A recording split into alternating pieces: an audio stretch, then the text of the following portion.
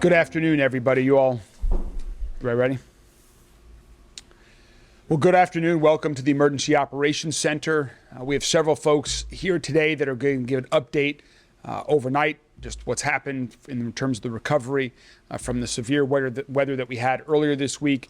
And most importantly, we're going to focus on what's going on now, what's expected over the days ahead, and what you can do to remain safe. We are expecting this extreme weather event to continue. This is incredibly serious. We want everyone to be safe.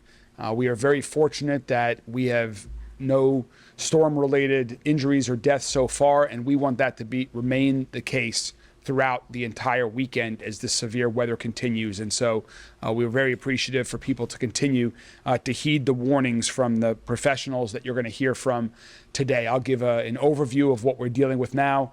You'll hear from Tony Parrott, the Executive Director of MSD, Jody Myman, Executive Director of our Emergency Management Agency, and Major Arnold Rivera from Louisville Metro Police Department.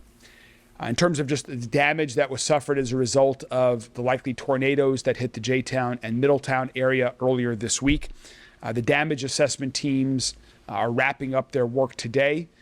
We're very thankful that we had 40 volunteers from the J-Town area that joined our emergency management crews to help track and tally all of the damage that hit J-Town and Middletown earlier this week. We continue to work closely with the city of J-Town and the city of Middletown in those recovery efforts. And again, if you sustain damage as a result of that, please call 311 so that we're sure we have that information. What we're dealing with right now in terms of the rains that have continued since those severe winds earlier this week, we are dealing with some flooding issues already in the city. Over the past 24 hours, the Louisville Fire Department has sent 4 operations out to rescue individuals that have been stranded, including one true water rescue last night on Oak Street. You can see right here to my left, that's a picture that was taken earlier this morning on Frankfort Avenue. That's somebody that did not heed the warnings, that drove through clearly standing water. We are here to advise everyone, do not do what this individual did this morning. If you're driving over the coming days, today, tomorrow, Sunday, and you see water in the roadway, turn around. This is incredibly serious. You do not want your car to be stuck, but even worse, you do not want to be injured. You do not want to risk your life. Please turn around if you see any standing water, and we'll get more to that as we come up. In terms of the forecast, the reason that we are calling this such an extreme weather event is because, notwithstanding all the rain that we have already had, we're expecting another 4 to 6 inches of rain over the next 48 hours. That is a significant amount of rainfall at any time, particularly on top of all the rain that the city has already received over the last few days. There is a slight risk for severe weather and winds over the coming days, but the biggest issues that we're focused on right now are mostly all related to rain, with the heaviest rain expected all day tomorrow on Saturday, and then we're expecting the rain to stop on Sunday. So what this means is there are several types of flooding that the city is at risk of. One is certainly flash flooding, where things can be moving quickly because of the tremendous amount of rain that we will be getting, and also creek beds all across the county, low-lying areas. That is where we're going to see a significant amount of flooding. And even if the rain stops, the water will continue to rise after the rain has stopped. So please continue to use caution during breaks in the weather, as well as on Sunday when we expect the rain to end. It still may continue to rise. Another big issue for flooding is going to be the Ohio River. So we have a lot more information today than we did yesterday about the Ohio River. And we expect, as of right now, you can see it's online, there's a chart that shows the Ohio River crest. It's expected to crest right now on Wednesday at 35.5 feet in the upper pool. Let me translate what that means. The upper pool is the area of the Ohio River on the downtown side of the McAlpin Locks. Normal stage is about 12 feet. So this is going to be 23 feet above what's normal in the downtown and northeast of downtown area, 23 feet above normal for the Ohio River. So just think of that. Add over 2 stories of your home of water to where the Ohio River normally is, and that's what we're expecting to happen between now and Wednesday when it crests. That is going to be very significant flooding. This may be one of the top 10 floods in recorded history in Louisville if it reaches there, and particularly if it goes above that 35.5-foot flood stage. So again, this is very severe and significant flooding event. In the lower pool, which is the Ohio River south and west of the McAlpin Lock, so the West Louisville and Southwest Louisville and the banks of the Ohio River there, that's expected to crest at 68 feet. That is much, much, much higher than is normal in the lower pool of the Ohio River. So again, there is significant flooding risk also in west and southwest Louisville. In terms of what we're doing to prepare the community and to ensure that people stay safe, barricades have already gone up on some of these areas. The 3rd Street ramp off of the highway downtown will close at some point in time here as floodwaters continue to rise on River Road at 3rd Street. Our public works team is working right now, as is MSD, LMPD, the fire department. Everybody is working in real time. So barricades will go up quickly, and there will not be any type of initial pre-notification. When barricades need to go up for people's safety, we're going to put them up. We are tracking all of the streets that are closed on our website, where you can find a list, and that will continue to be updated throughout the weekend. You'll hear from Major Rivera more on this in a moment, but I want to stress, please do not move any barricades. The barricades are there to protect people's safety, to protect people's lives. Do not move any barricades, and also do not drive around any barricades. Driving around barricades is a violation of the law. If LMPD officers see you, they could issue citations for that. If you see areas where there's water and there are no barricades, please call 311 as well and let us know. We have a lot of people working through the weekend that are going to be working to identify every area where there is risk. But if you see something that has not yet been attended to, please call 311. Our Metro Safe 311 team will be working through the weekend to take all of those calls. And please be a particular caution in the evenings. On the evenings, it's even more difficult to see water, to see dangerous conditions. And so please, if you're out and about driving, use extra caution in the evening. But that's really our request, is that everyone just take a little extra time to be safe. Don't do anything stupid. Don't drive through water like this resident did earlier today. Just continue to heed these warnings, and we'll get through this together and safe. But we're going to take some questions at the end. But first, again, there are 3 other folks that are going to speak and talk about a little of the preparation work and what's going on right now. I'm going to first turn it over to Tony Parrott, the Executive Director of MSD. Thank you, Mayor Greenberg. And as the mayor said, this is an extreme weather event, something that we don't see very normal around here. And so obviously it's going to be very impactful for not only the community, but for the operations, particularly at MSD, with the operation of our wastewater facilities and all of the sewers within our city, whether it be in the downtown area where we have the combined sewer system, and then outside the 264 where we have mostly a sanitary sewer system. Due to the heavy rain events, we are now seeing that our systems are at capacity, particularly in our sanitary systems. Our stormwater basins and our stormwater tunnels are filling up. So as those systems fill up, obviously it's going to limit the amount of water that can get into the system. And so we need help from the community as they are going through their day-to-day and they're thinking about how they're using water in their particular homes or businesses. Be mindful of the fact that we have limited capacity in our sanitary system. And so obviously if there's any backups, we're getting a lot of calls about backups because of that. If folks are having backups in their properties, we encourage them to contact MSD at 540-6000. That's 540-6000. If we do not respond within, say, 24 hours, it's because we're getting inundated with a lot of calls. And so we will respond based upon our call-in list, and our staff is working 24/7 to respond and to address complaints as they come in.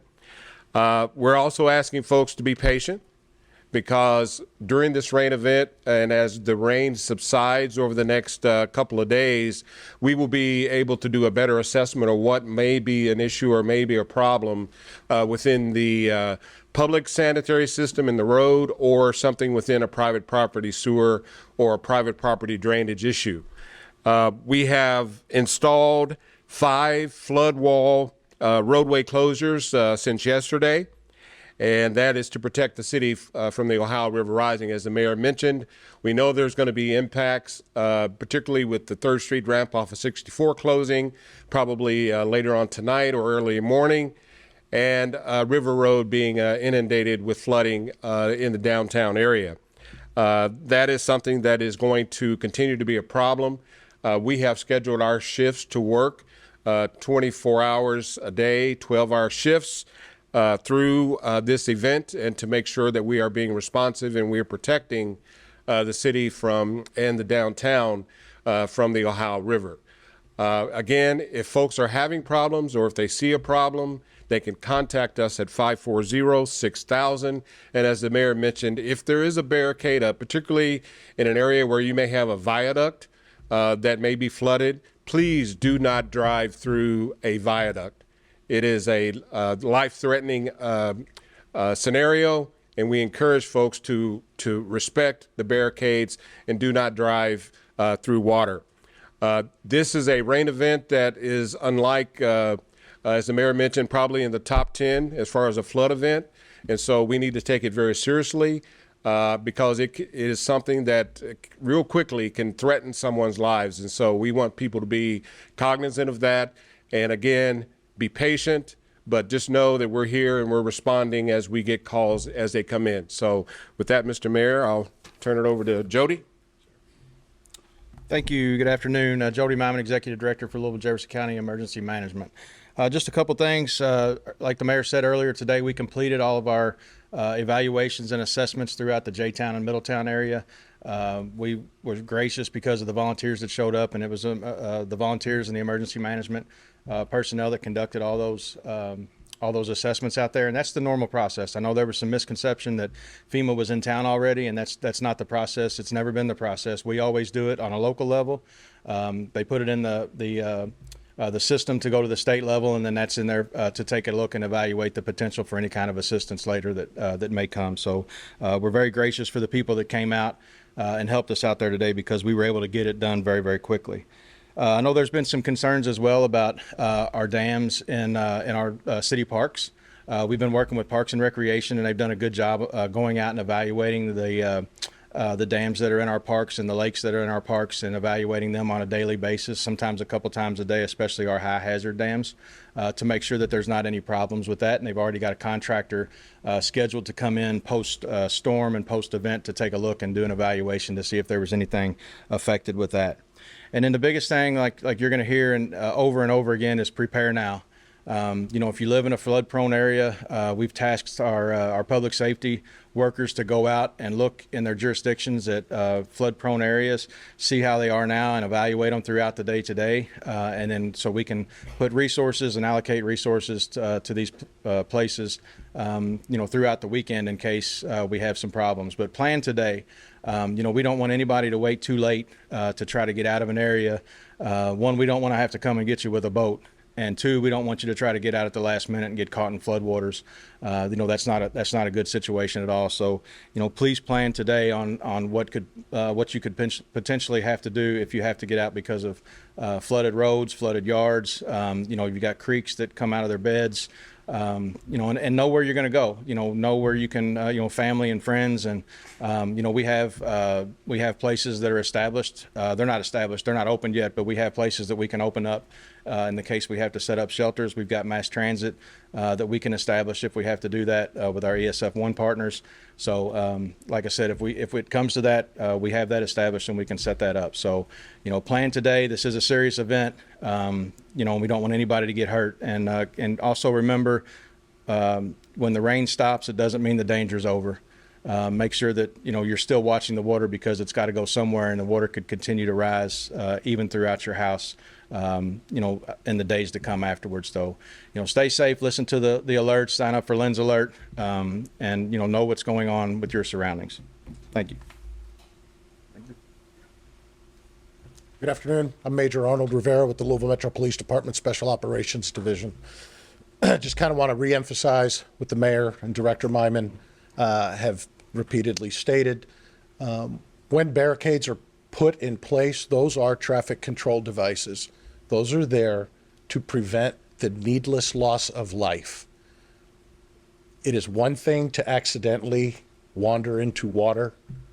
It is another thing to make a conscious decision and deliberately disregard a traffic control device, putting yourself in danger, any of your passengers in danger, and any first responders. That is a violation of the traffic law, and we have directed our folks to handle that accordingly. We are prepared to respond as necessary to assist all of our agency partners with any of the flood emergencies that happen. But please, if it is not necessary for you to travel, heed the warnings and do not do so. If you do, have a plan and make sure that you're paying attention to the roadways and the conditions as you travel there.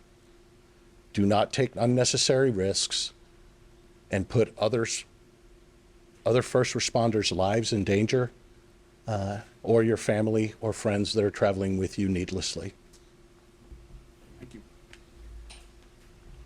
Thank you very much, Major Rivera. Thank you, Director Myman, and Mr. Parrott as well.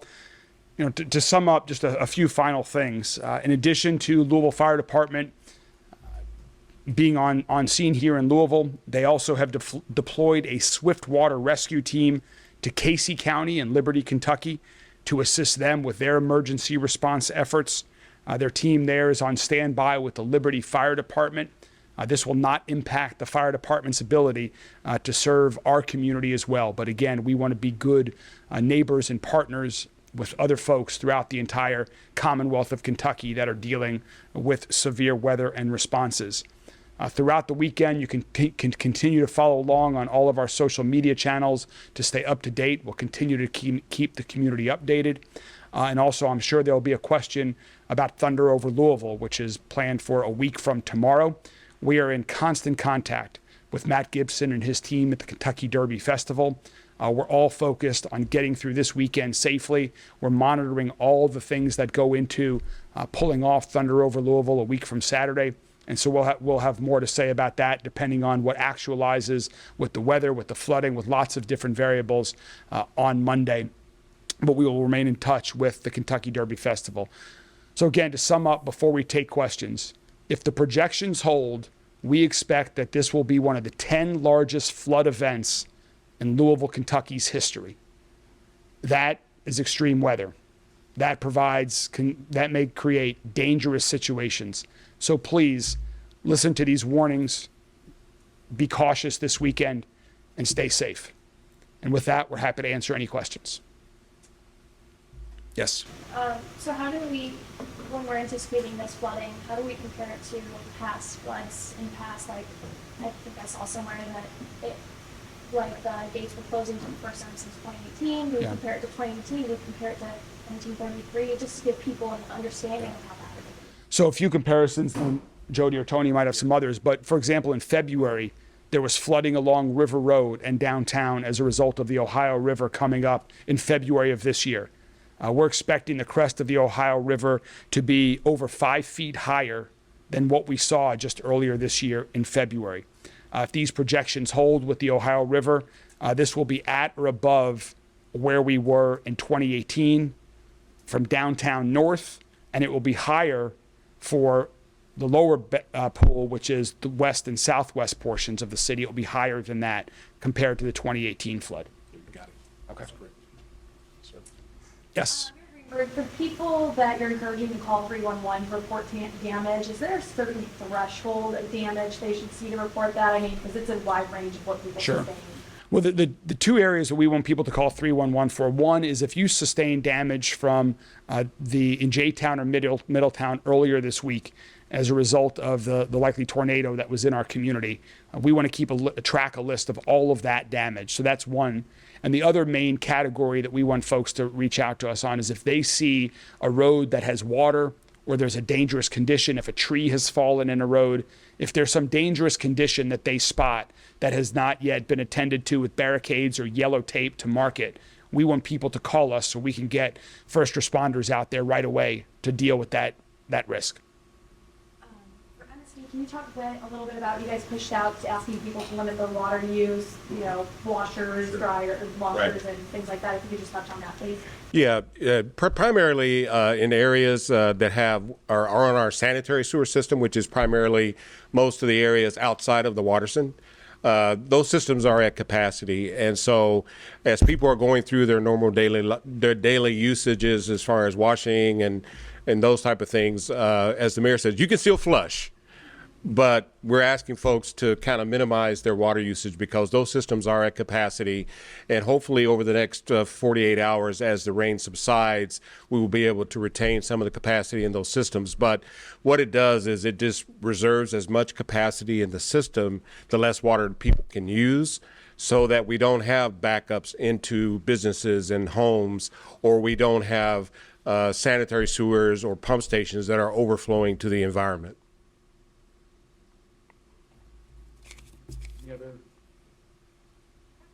Chief O'Neill, if you could talk a little bit about the water rescue on Oak Street that the mayor mentioned, how that went, what the situation was.